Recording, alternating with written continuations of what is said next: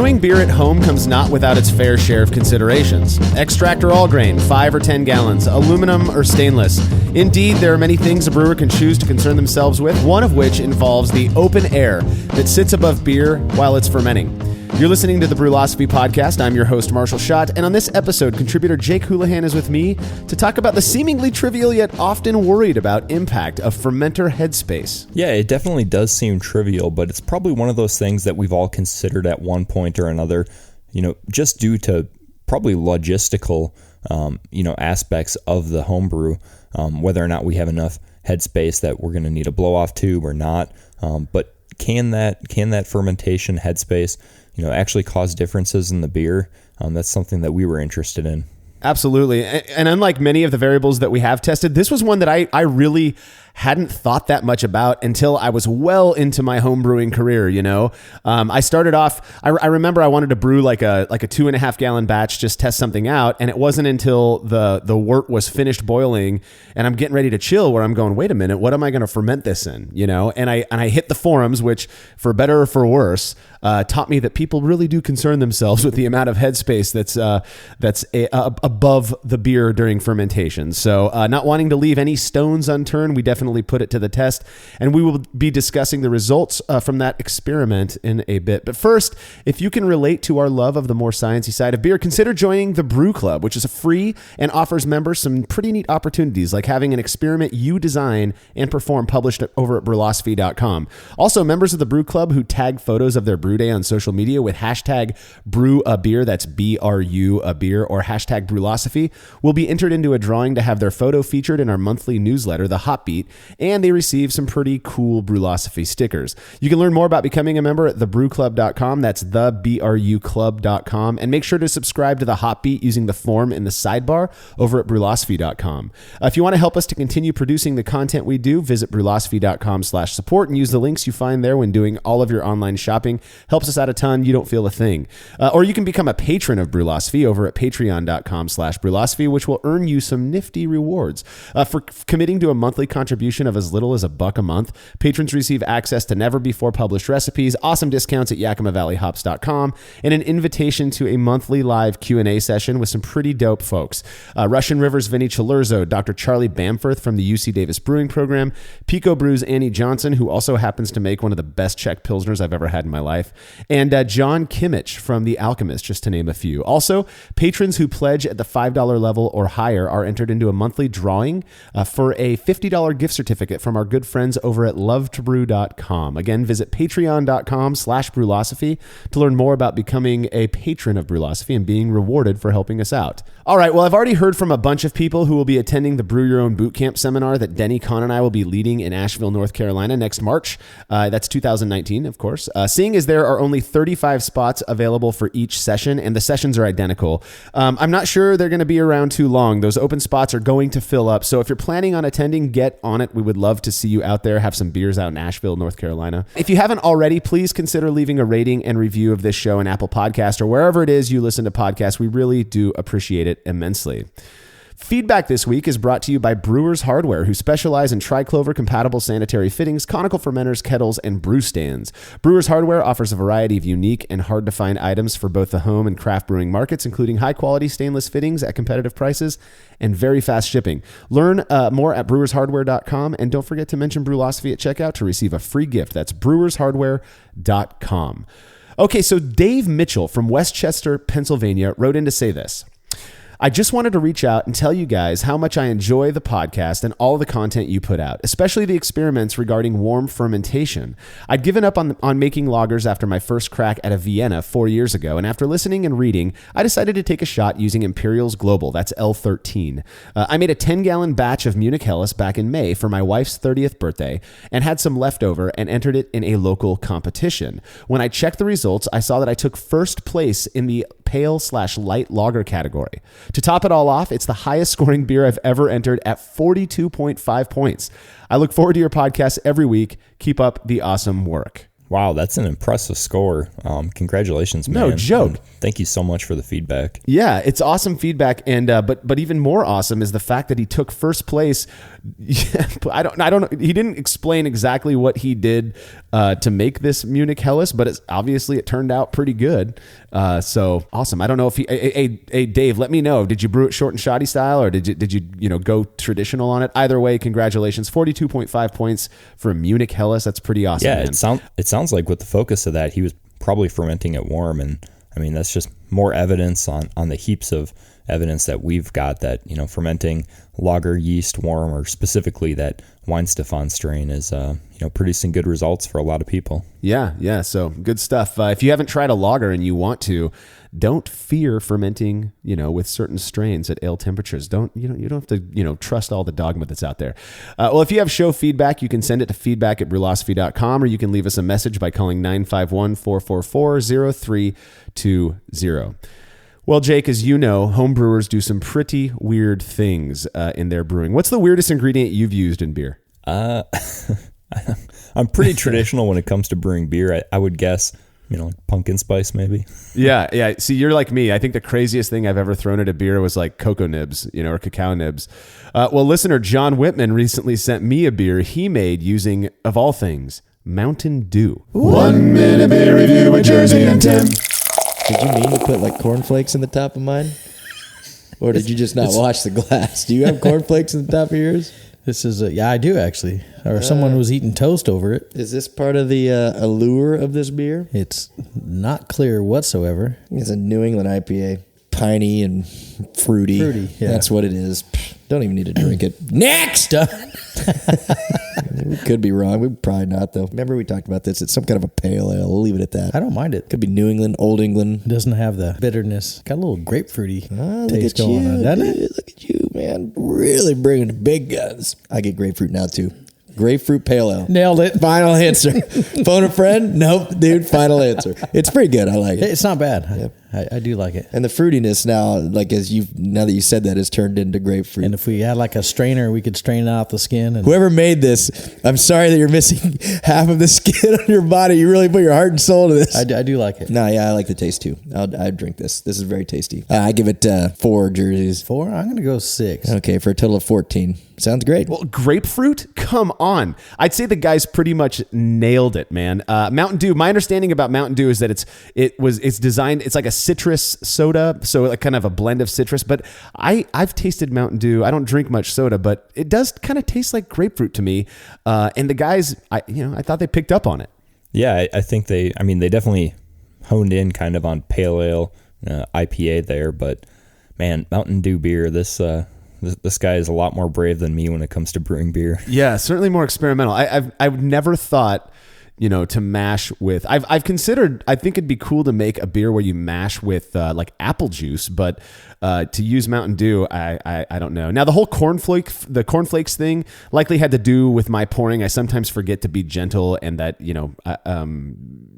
stuff falls out of solution, and so that was my fault. I apologize for that, John.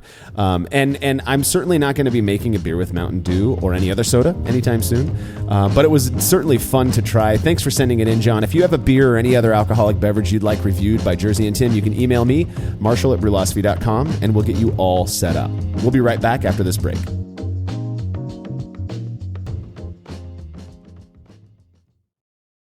As every brewer knows, the best beer requires the best hops, which Yakima Valley Hops provides fresh from the source to brewers around the world, carrying everything from classics like Cascade to modern favorites like Galaxy and Mosaic, as well as other ingredients and gear. Yakima Valley Hops has it all. And don't forget to check out their new podcast, The Late Edition, where the YVH crew goes into depth on our favorite plant with industry experts. Head over to YakimaValleyHops.com now to see all they have to offer, and subscribe to The Late Edition wherever it is you listen to podcasts.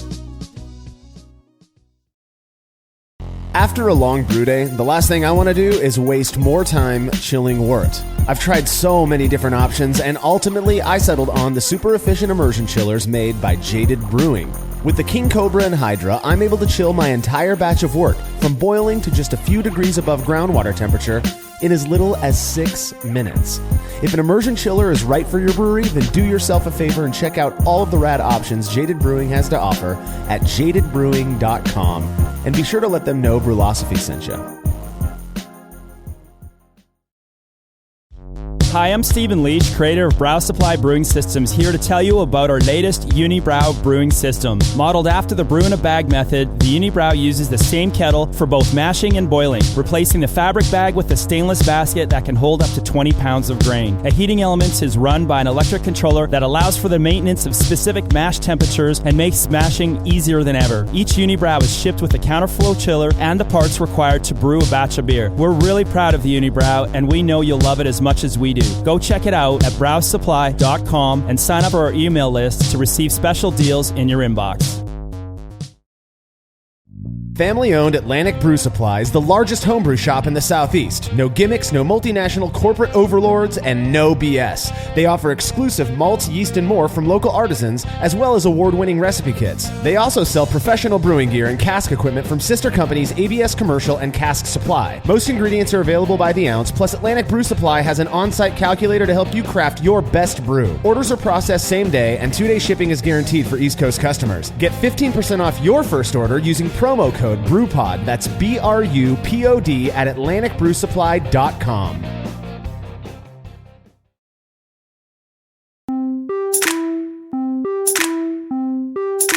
Like I mentioned earlier, Headspace in the fermentation vessel wasn't really something I concerned myself with for the first probably half of my home brewing. It just never came to my mind, which probably has to do with the fact that I generally stuck to making 5-gallon batches and fermented them in 6-ish gallon fermenters.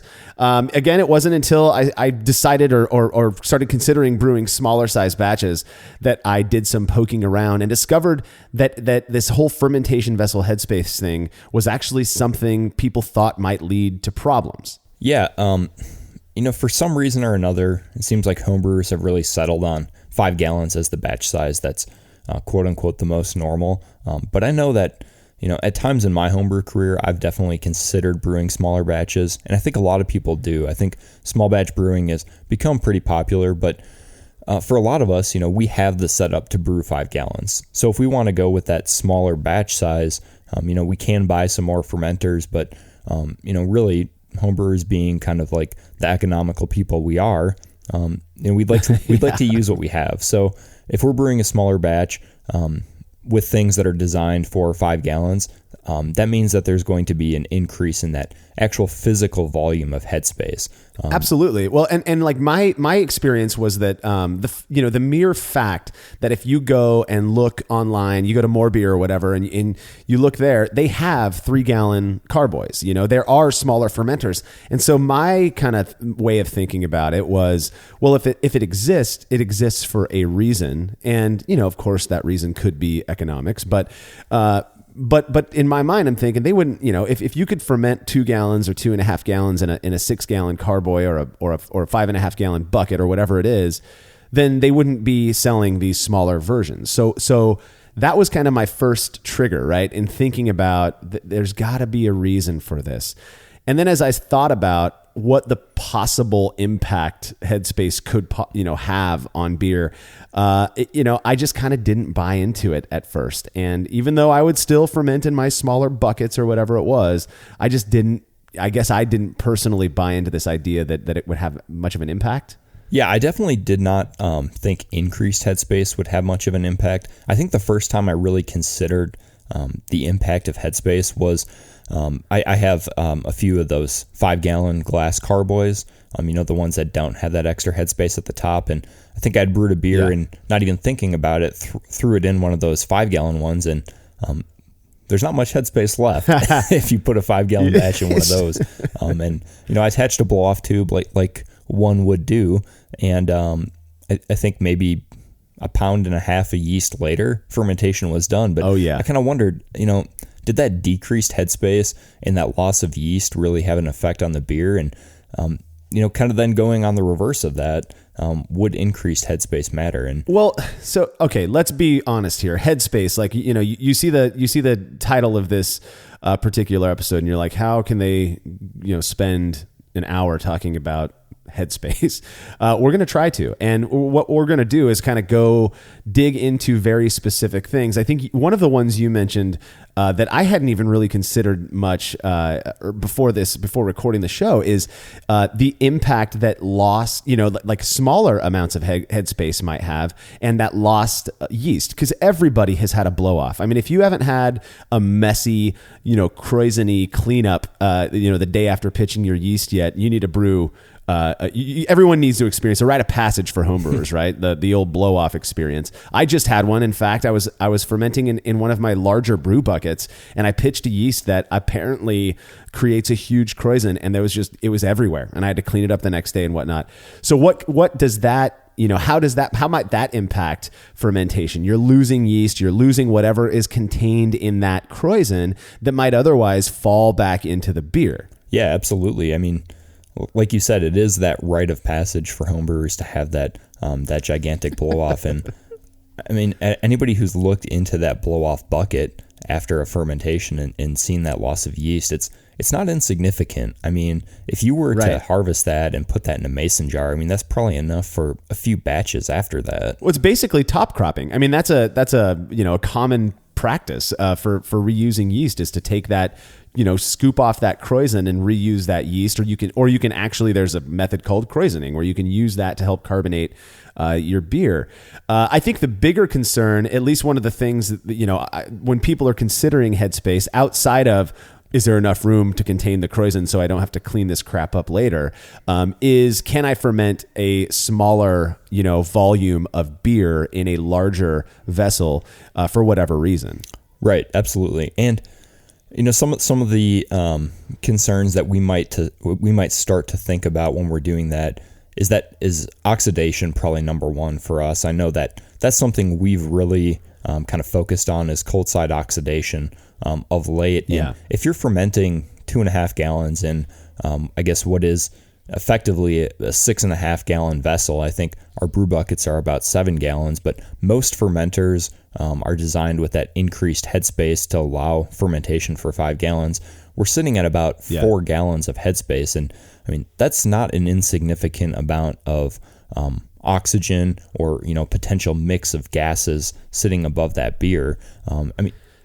People do talk about that CO2 layer sitting on top of beer, but we know that gases mix, due to partial pressure laws and things like that. And while during active fermentation, it's probably mostly CO2 in there, fermentation vessels are not immune to oxygen. I mean, if you're fermenting in a plastic bucket or even a glass carboy that has a bung on top, there are definitely vectors for oxygen to get in there and mix with CO2, especially as fermentation is winding down. Yeah, right. Well, and so I think a common belief, right? We've talked about this when it comes to packaging beer in lower oxygen environments, but this common belief is that as CO2 is created, it somehow, like in this blanket, gently pushes all of the oxygen out of the airlock during fermentation. But what we know to be 100% true is that gases mix, and CO2, while it is slightly heavier than oxygen, it's not so heavy that it's just going to immediately stay on, right on top of, blanket the top of your beer while it's fermenting. There's going to be a lot of mixing. And in my mind, it makes sense that the more headspace that you end up having in the fermenter during fermentation, the more mixing there's going to be, which increases the potential that you're actually not going to push out or scavenge out all of the oxygen that's present in that space. Right. I mean, if CO2 was so heavy that it just sat on the ground, I think we'd all be dead, or we would have evolved to a point where we're consuming CO2 instead of oxygen. Right. So gases clearly mix. And when you have this small volume of beer, it's also going to ferment faster. So that fermentation could be done in, say, just a couple days. And maybe we're used to leaving it sit there for, a week, 2 weeks prior to packaging. But this smaller volume just might be done and might be sitting there exposed to these gases which have mixed, which, are partially oxygen. Well, sure. And I think another thing to consider is this. I think a fairly common practice these days for people who are controlling their fermentation temperatures is to cold crash in their primary fermenter. And when you do that, it creates a vacuum. As anybody who has ever cold crashed with their airlock in place knows, that you're sucking in oxygen when you do that. And if again, ostensibly, if you're doing that with a smaller volume of beer and in a larger vessel, you've just got more space for oxygen to creep in and potentially, hang out with your beer in the fermenter and have whatever impact it's going to have. Right. That's one of, I think, the biggest concerns, or at least one of my biggest concerns when it comes to fermenting a smaller volume in a larger vessel. So you have probably effectively, let's say, a 5-inch column of beer compared to maybe 24-inch column, and right. The surface area is still the same. So effectively, the exposure to oxygen, is much higher on like a per square inch base of that surface area of the beer. And with gases mixing, they're constantly coming in contact with the top of that that fermentation column. So does that make a difference? So, okay, this is making me think about like the Yorkshire Square. I mean, you've got breweries that rely on particular or fermenters of a very particular dimension, right? And a Yorkshire Square. Anybody who hasn't seen one of these, Google it. They're gnarly looking things. I think, in fact, Anchor Brewing, the makers of delicious Anchor Steam beer, they use an interesting square-like, more shallow in depth type of brewery as well. And, they do that because they believe that it helps to impart a very specific type of characteristic that they're going for. When they're brewing these beers, they want that shallower depth because they think that it helps to improve, in their minds, the beer that they're making and give them the character that those beers are known for. And then you look at all of these, I think probably the more typical, at least on the commercial scale, fermenter style in the US at least, are these huge, very tall and sort of lean, relative to their height, tanks, stainless tanks that are fermenting and that have a lot more pressure. The pressure on the beer at the bottom of these tall fermentation tanks is much higher than the pressure of the beer at the bottom of a Yorkshire Square, right? Yeah, that is one of the really kind of interesting things that comes into play when we're talking about fermentation headspace and fermenting smaller volumes of beer in the same type of fermenter. On the commercial scale, these giant conical fermenters, Anchor Steam being laid out and having that higher surface to air volume ratio, they're probably fermenting under somewhat of pressure or at least a CO2 purged vessel. But does that matter? Does that affect yeast, just having that pressure at the bottom of a giant conical fermenter versus spreading that out in a Yorkshire Square type fermentation vessel, or like what Anchor Steam is using? That is kind of one of the pretty cool things to think about, absent oxidation, which is definitely a real concern at our scale. But just does that pressure matter on yeast? Well, and that's the thing is if you suspend the potential impact of oxidation, you've still got this this pressure difference in terms of the how much volume you're fermenting, and if you hold constant the type of fermenter you're using, those pressures are objectively different. I mean, you can say that without any question. They are different. It makes sense to me that would, at least on some level, potentially have an impact on the character of the beer. I mean, you've got people who are constantly talking about fermenting lagers. You can ferment a lager warm if you do it under pressure. It's something that people consider. And I remember a couple years ago, I was just chatting with somebody on some forum. They were absolutely convinced that the pressure created by a filled airlock it can create characteristic difference in a beer as opposed to if you just use a blow-off tube, which is, by degrees of barely nothing, barely different than a blow-off tube, and or slightly higher. An airlock would be slightly higher than a blow-off tube, and they were convinced that can have an impact such that you would notice a difference in beers fermented under either condition. That's interesting. I mean, I'm sure you're probably talking about the Saison DuPont strain, which is, notoriously finicky for various pressures. But if you think about it, like you have a blow-off tube and you're putting that in a blow-off vessel, the column of water in your blow-off vessel is probably larger than the column of water in your airlock. So to me, I would think there'd be more pressure in a blow-off tube. Well, I might be mixing things up. And actually, I know what you're talking about, because Drew Beecham, he's a big proponent of, make sure that you foil your, just use foil over the top of your carboy when you're using the Saison DuPont strain, so that you don't get that stuck fermentation, which a lot of us have experienced with that strain. I'm not so sure. We've done some experiments on that. I'm not so sure it matters all that much, but there's that belief out there that pressure difference can have an impact. And again, that's outside of the realm of oxidation, but so perhaps if you're fermenting a beer with this, like you said, 4 gallons essentially of headspace over the top of it, now you've got this combined impact of whatever potential, influence, less pressure could have, plus the influence of more oxygen, more air being above the beer.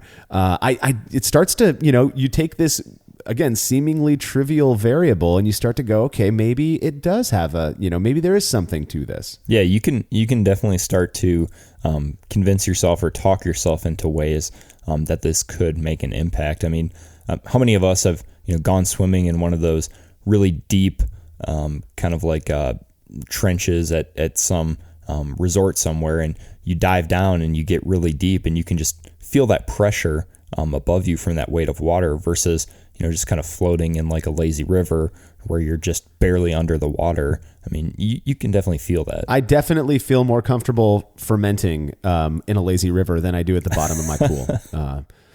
But it's a good point. That pressure has an impact, and there's no way that it doesn't. Again, it's objective. The more you put on top of a volume of liquid, the more pressure it's going to create at the bottom of that. And so I think it's an interesting thing. I can't really think of any other, again, controlling for fermentation vessel outside of oxidation and pressure. The surface area is generally the same. Like you mentioned, there's the smaller amount, the smaller volume of beer. It makes sense that it would be done fermenting perhaps a little bit sooner because there's less in there to ferment. Can you think of any other things that might impact a beer that's fermented in a lower volume? I mean, not really. I guess I would probably just hit on, the different fermentation vessel types that we have, and some that are, more keen to oxygen ingress. I mean, we're both fermenting in those stainless steel SS Brewtech buckets, which they're pretty oxygen impermeable. I know, like, I'm hooked up to that glycol loop now, and just any sort of like reduction in temperature that causes that pressure difference is like immediately causing suckback with those. So those ones I think are pretty good. Glass carboys, they limit oxygen ingress very well. It's obviously impermeable. The only vector is really that bung up top. If that doesn't have a perfectly tight seal, you're probably going to get some oxygen in there. And then when we talk about like different types of plastic, with the plastic buckets, obviously having the highest exchange of oxygen with the outside realm of your fermentation. Yeah. And then those Speedle or PET ones being pretty oxygen impermeable, but definitely allowing in a little bit more than glass or stainless might. Well, I have one Speidel. I think it's an 8 gallon or 7.5 gallons, something like that. And I bought it specifically to try. I don't want to clean up messes, and I wanted to try this kind of newfangled plastic style fermenter out. I love the thing, to be honest with you. The brew buckets, I think, notch it out just because the stainless is very, very comforting for me. It's easy to clean, all that stuff. But I've wondered, when I'm doing just a single batch, maybe a short and shoddy beer or a beer for the Hop Chronicles, I'll ferment it in this huge Speidel, and there's a lot of headspace. If I'm doing so I brew 5.5 gallon batches, and what that means is 5.5 gallon makes it to the fermenter. And in I believe it's 7 gallons, it's like 7.2 gallons. I mean, that's 2 full gallons of headspace, whereas in a 6 gallon carboy, that's a half a gallon of headspace. Is that having a difference? It's certainly something I've thought about. Yeah, definitely. And then there's those fast ferment ones too, I think, which are like 7.5 gallons. So if you're putting 5 gallons in there, there's 2.5 gallons of headspace there, just right off the bat. Yeah, see, this is what I'm talking about, man. You take a variable like this, and if you really geek out on it, it starts to become kind of interesting, I think. So, yeah. And well, we've got Malcolm who's fermenting in the SS Brewtech Chronicles, I think, and I believe again those are upwards of 7 gallons or so. So, again, if he's making 5.5 gallon batch sizes, he's got quite a bit of headspace. Oh, there. Absolutely. And I have a friend here locally that has one of those 14 gallon stainless steel Chronicles, but he doesn't want to always brew like 11 gallon batches, so he'll put 5 gallon batches in there sometimes. And I mean, what is that, 9 gallons of headspace? Yeah, right. Well, and then you've got I think Matt probably more than any of us ferments in kegs, Cornelius kegs, and he's doing, if I'm not mistaken, he does 4.5 gallon batches in what are 5 gallon kegs. Now, I know there's a little bit more room in there than just 5 gallons, but that relies on a blow off, but it's completely sealed essentially with the exception of the blow off tube. You start to think about dimension because that comes into play. You've got all these different shapes of fermenters. Does the shape of the fermenter have an impact? Well, we've done some experiments on fermentation vessel type that we're not going to get into here. But when we get back from this break, we are going to be talking about the results of some experiments we've done on Headspace. We'll be right back.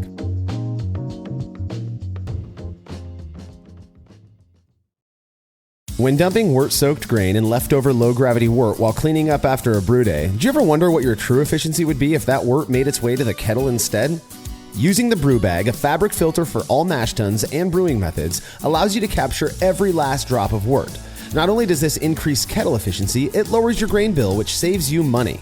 Throwing wort in the trash is like dumping a 12-pack down the drain and just doesn't make sense. Use the brew bag and leave no wort behind. I've been using these filters for a long time and recommend them to everyone. I never have to worry about a stuck sparge and cleanup is fast and easy. Go grab yourself a brew bag fabric filter at brewinabag.com and be sure to use code TBP17 at checkout to get a discount on your order. Have you ever thought about adding a port to your kettle but held off because you didn't feel like drilling into your gear or sending it off to have someone else do it? From the makers of the super fast counterflow chiller, the exGEERator, comes the Hangover, the easiest way to add extra ports to your kettle as well as countless other options. Mount a faucet to your keg for easy portable pouring. Set up the perfect whirlpool arm. Hold a heating element in place. All of this and so much more without permanently modifying your gear. Manufactured right here in the United States, the Hangover offers brewers too many convenient solutions to list here. So head over to exGEERator.com today to see what the Hangover can do for you.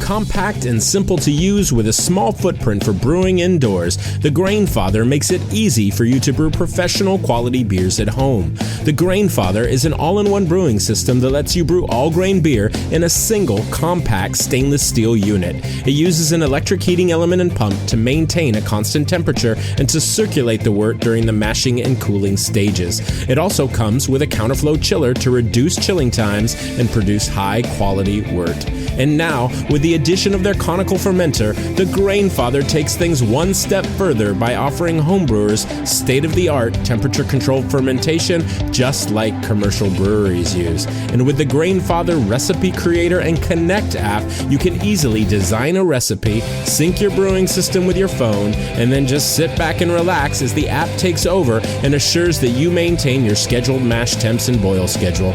Head to Grainfather.com to purchase your all-in-one brewing system today and to sign up for their free Recipe Creator tool. Once more, head on over to Grainfather.com, that's Grainfather.com, and get started today.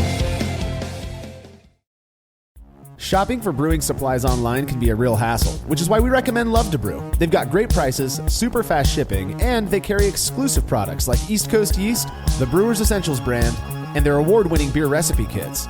They're also the only place you can pick up your very own Brewlosophy recipe kit. The numbers don't lie. Love to Brew has hundreds of 5-star reviews and thousands of brewers are choosing them for their supplies and ingredients each year. Experience the difference at lovetobrew.com. That's love, the number 2, brew.com.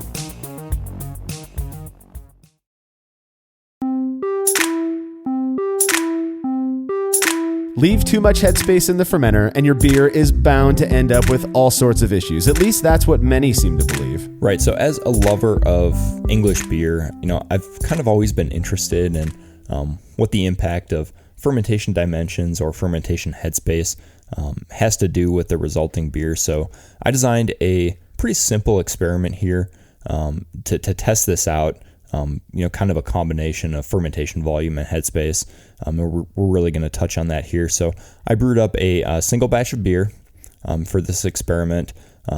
Everything was the same. It was all mashed in one mash vessel, boiled in one vessel. And then after all of that was complete, I split this off into, two different fermenters. So one of these was filled up in a 6.5 gallon glass. I think those are called big mouth bubblers or something like that. Big mouth right? bubblers. That's what it is. I haven't used them in so long now. I've forgotten. So I filled up 5 gallons in one of those and then 2.5 gallons in the other. And they have volume markings on them, which made it nice and simple. I had pre-made a starter of yeast and split that 2/3. So we have, what is 7.5 gallons of total volume here.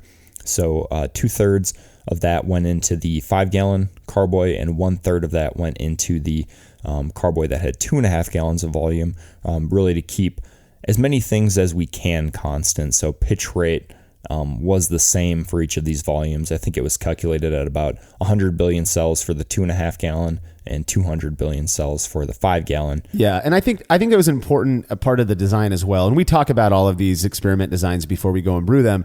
And this to me was really good. I don't know if I would have thought about it, but again, we want to make sure that we're pitching what is essentially equal amounts of yeast given the volume of wort. And so 200 billion cells into 5.5 gallons versus 100 billion, or 5 gallons and versus 100 billion cells into 2.5 gallons.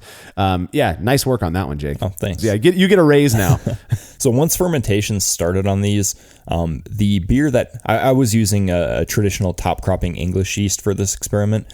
The beer that did not have much headspace, so I believe 1.5 gallons of headspace, immediately filled up with Kreuzen, and I had to attach a blow-off tube to that one. So the blow-off vessel had the same level of liquid as the one that had the airlock on it, as to kind of keep that pressure, the back pressure on the beer, equal in both of those.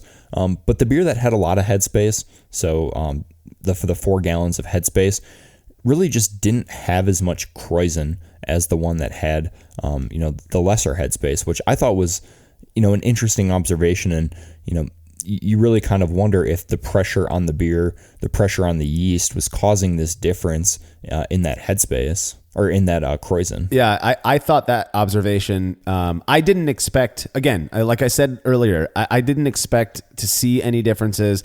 I didn't expect there to be any differences, but that immediate observation that the Kreuzen was just smaller. And I don't think it was a function of fermentation vessel dimension. In carboys, you've got it kind of the conical thing up at the top that can squeeze that Kreuzen together, maybe make it appear like it's bigger. The Kreuzen in the 2.5 gallon batch was just smaller. It was, yeah. It was definitely just smaller. It was probably about half the size, which was pretty interesting. Yeah, so something was going on there, right? I mean, that's kind of, you can start thinking, the wheels start to turn a little bit. Yeah, and I don't know enough. That's above my now increased pay grade to know why. But yeah, definitely, it was an interesting observation for sure. So these beers fermented out pretty quick, just given the fact that it's English yeast and that's what it does.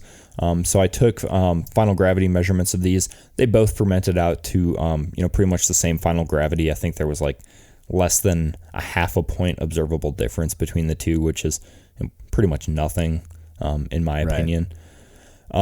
I went on to cold crash each of these beers. Testing out these variables, sometimes we want to go to the extreme. So I cold crashed these to allow that oxygen to suck back as much as it does, to kind of see what that surface volume ratio would do. And I think that, you could quibble with the design on that one a little bit, but I think for a first go at that, a lot of people are cold crashing. I don't know that it really flaws the experiment, in my opinion. No. I think if we're going for applicability, I think, almost everybody I know cold crashes in primary. A lot of people nowadays are using some fun methods to avoid oxygen suckback. Berlin lock, TM. But I think in a lot of people's breweries, they're just kind of that's one of the risks of cold crashing is like, all right, I'm going to get a little bit of suck back. Let's hope it doesn't ruin the beer. So I think it was good. Yeah, absolutely. So these beers were cold crashed, allowed to sit for a couple of days, and then I kegged them up. I kegged them both in 5-gallon kegs, which just to keep things equal and let differences be what they are. So that 2.5-gallon volume in the 5-gallon keg had different headspace than the 5-gallon one. So when the CO2 was put on there to carbonate, effectively we can know from science that more oxygen probably mixed with that CO2 gas. I did purge both of these as I kegged them, but we know that purging, while effective, takes a lot of purge charges to really get the oxygen out of there. So we can speculate that, there was more oxygen mixed at packaging with that 2.5 gallons versus that 5. Sure. Allowed these beers to carbonate, and then put them to data. And this was an interesting data one too, because we did get some folks from the Brewing Network to taste this one on air as well. And I think that was a time that you were on there and talking with them about this one. Yeah. So we had 20 total participants for this one. I had tasted these beers. I didn't really think they tasted too much different, but we're concerned about what the multitude of data says, not just what my impressions are on this one. So we had 11 total or 20 total participants at a sample size of 20. We would need 11 unique identifications to establish a p-value of less than 0.05. And that's exactly what we had, was 11 participants who correctly identified the odd beer out. That's the way significance works is that when you reach it, and that's the way that it is. Now people will talk about power and whatnot, but the reality is that not only did we reach this level of significance that we set up, and that what we've determined means that there's a meaningful difference between these beers, or an impact of the variable at the very least, but over half of the people were capable of identifying the odd beer out.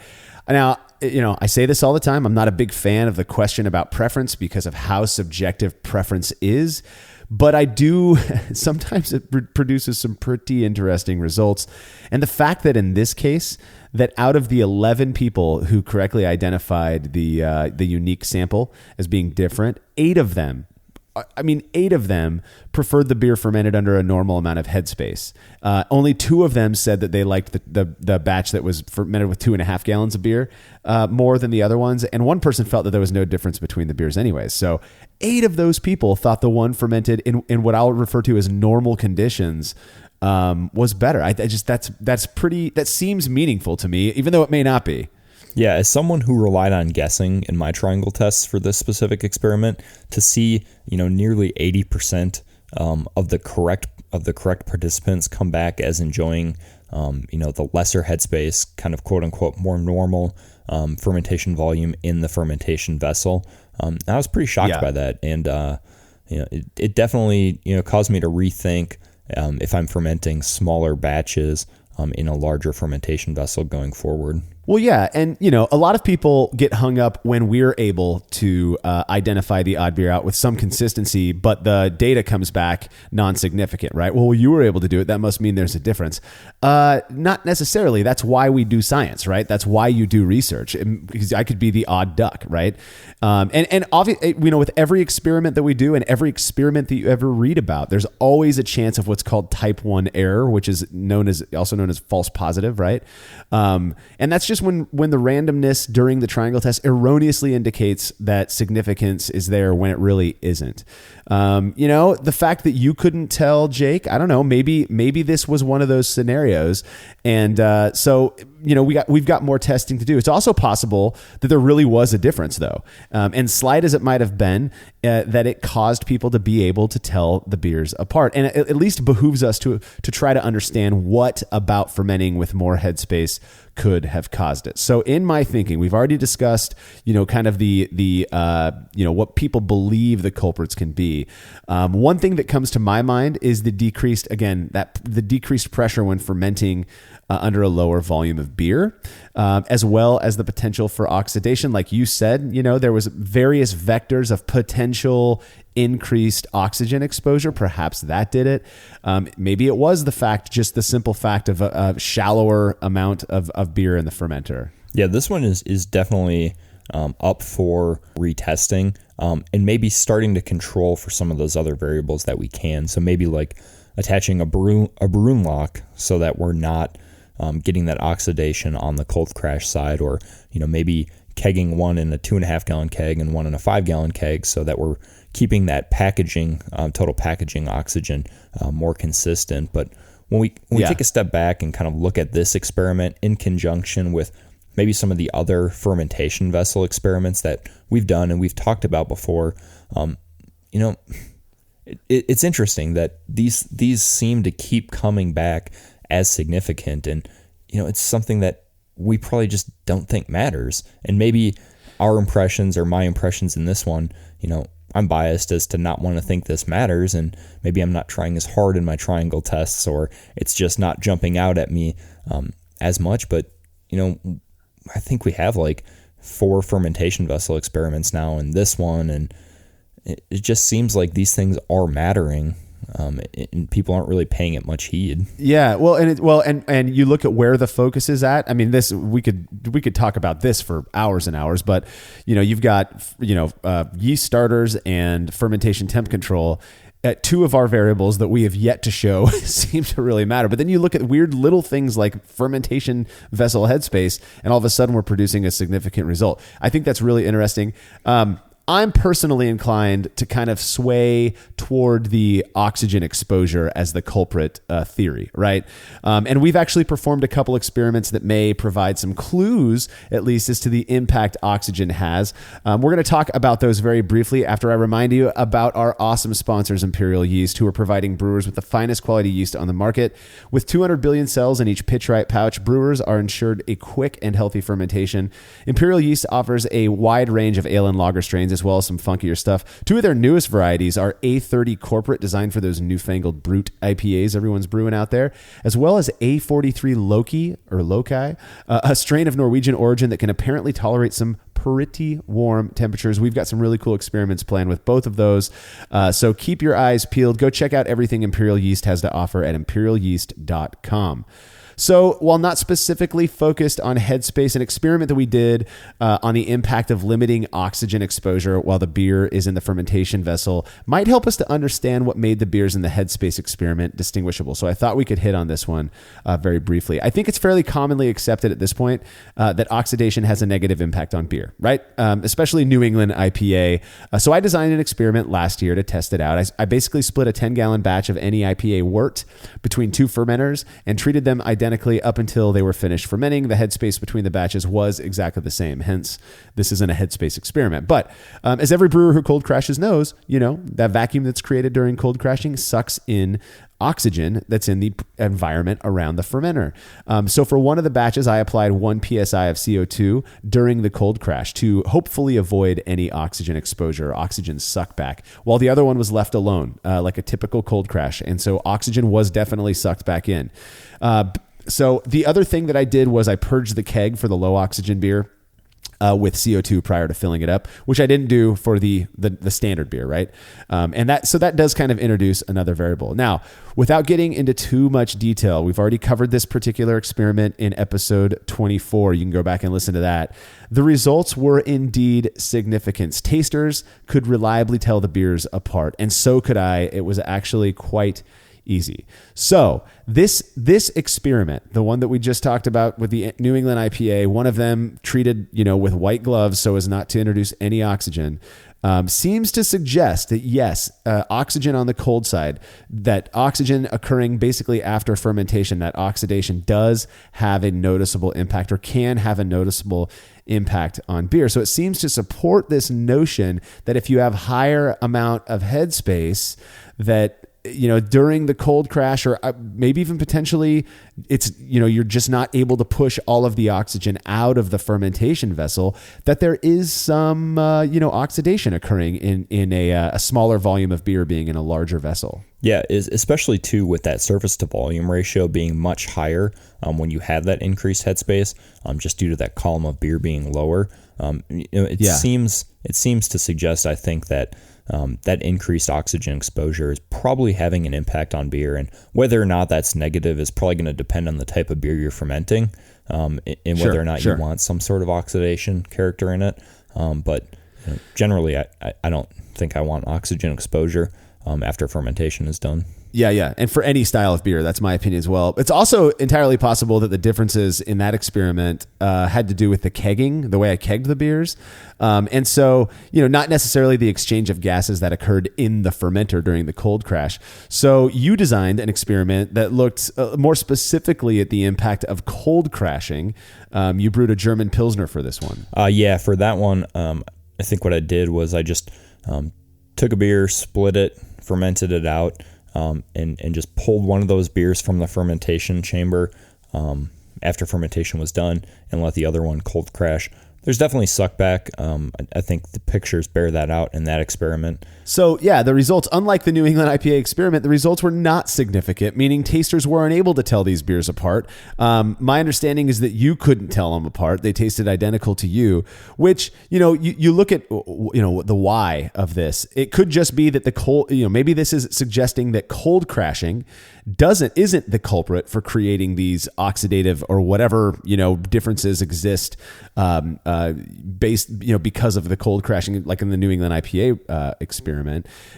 So perhaps it's not cold crashing, or maybe it's, style dependent. Maybe it's yeast dependent. I mean, there's so many variables it could be. You in the Headspace experiment, you used a notably characterful English strain, and in the cold crashing experiment, you used a notably clean, lager strain.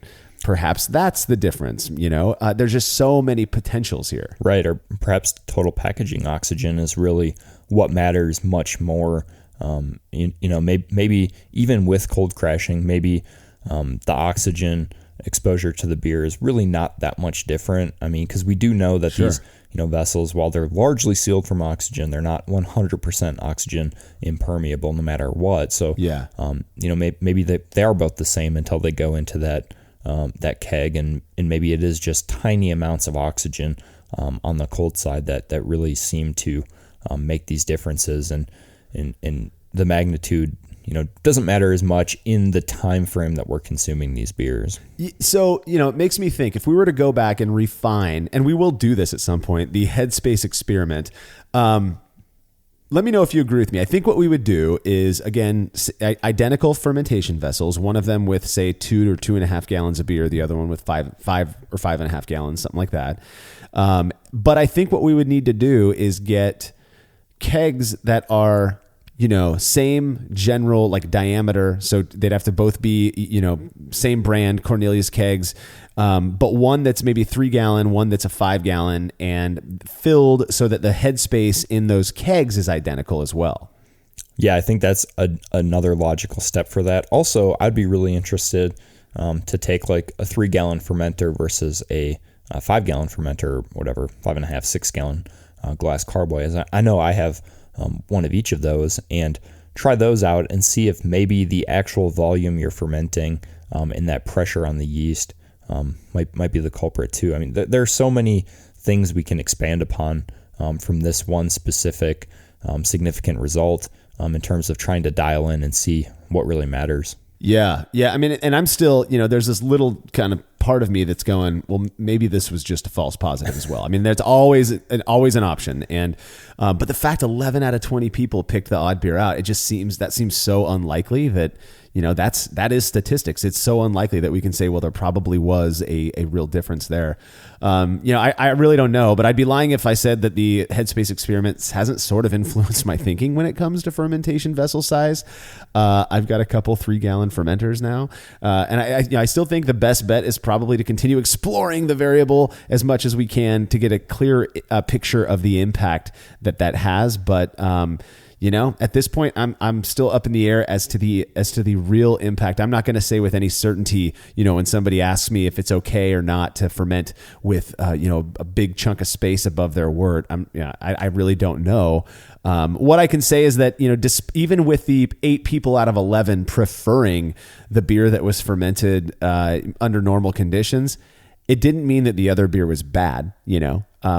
You could still make a perfectly drinkable and tasty beer using a larger fermentation vessel. Yeah, I think that would be my response to anybody who asked if it's okay to ferment with more headspace. You're still going to make beer at the end of the day. Whether or not the oxygen was what mattered in this experiment, maybe that beer just doesn't last as long as it would. Were you to ferment it with less headspace. But both of us are mostly brewing 5 gallons. So our takeaways, or at least mine, it really doesn't influence me too much in terms of whether or not this matters. But this, in conjunction with other ones, have kind of caused me to, cut the practice of cold crashing. I don't really do that anymore. And then with your New England IPA one too, really trying to purge that keg prior to kegging, and just limit that total packaging oxygen as much as we can. Yeah, I was slow to adopt the fear of oxygen. I'll admit it. And nowadays, I'm purging my kegs with CO2. I push out, a Star San or sanitizer solution before packaging nowadays.